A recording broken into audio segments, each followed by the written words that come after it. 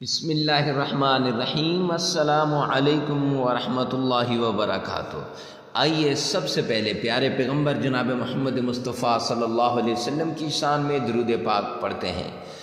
اللہم صلی علی محمد وعلی آل محمد کما صلیت علی ابراہیم وعلی آل ابراہیم انک حمید مجید۔ اللہم بارک علی محمد وعلی آل محمد کما بارکت علی ابراہیم وعلی آل ابراہیم انک حمید مجید۔ درود پاک محبت کے ساتھ، پیار کے ساتھ، الفت کے ساتھ اور ثواب کی نیت کے ساتھ پڑھنے کے بعد آج جو وظیفہ لے کر حاضر ہوا ہوں، آپ نے تھمبنیل اور ٹائٹل پر دیکھ لیا ہوگا کہ یہ وظیفہ ربیع الاول کے خاص کلمات ہیں۔ یہ کلمات پڑھ لو۔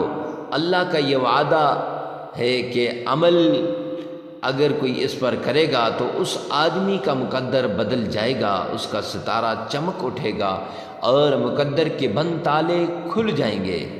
جو بھی مانگے گا انشاءاللہ اس کو ملے گا، اور جو آدمی بھی ان کلمات کو پڑھے گا انشاءاللہ جو دعا مانگے گا وہ دعا پوری ہوگی اور رزق ہی رزق اسے ملے گا۔ تو آئیے وظیفے کی طرف چلتے ہیں۔ آج کا ہمارا وظیفہ یہ ہے کہ آپ نے پہلے سرکار دو عالم صلی اللہ علیہ وسلم کی شان میں 7 بار درود پاک پڑھنا ہے، لیکن یاد رکھنا پہلے پختہ یقین ہو، کامل یقین ہو، کامل بھروسہ ہو کہ انشاءاللہ اس عمل سے ہمیں رزق بھی ملے گا، ہماری پریشانیاں بھی دور ہوں گی اور ہماری مشکلات بھی آسان ہوں گی، تب جا کر یہ وظیفہ اس آدمی پر عمل کرے گا۔ تو 7 بار درود پاک پڑھنا ہے، اور درود پاک پڑھنے کے بعد آپ نے یہ 3 صورتیں، یہ کلمات 3 صورتیں، پہلی صورت سورہ اخلاص، اس کو 21 بار پڑھنا ہے۔ دوسری صورت سورہ قاریہ، القاریعۃ ما القاریہ وما ادراک ما القاریعہ، یہ صورت اس کو بھی 21 بار پڑھنا ہے۔ اور تیسری صورت سورہ انشراح، الم نشرح لک صدرک ووضعنا عنک وزرک، یہ صورت آپ نے اس کو بھی 21 بار پڑھنا ہے۔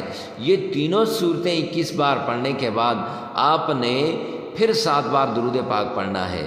جب آپ یہ پڑھ لیں گے دل کے اندر جو بھی تمنا رکھیں گے وہ تمنا پوری ہوگی، اور ہر بار پڑھنے کے بعد اللہ کے حضور دعا مانگیں کہ اللہ میری اس تمنا کو پوری کر دے، پھر پڑھیں، پھر دعا مانگیں، پھر پڑھیں۔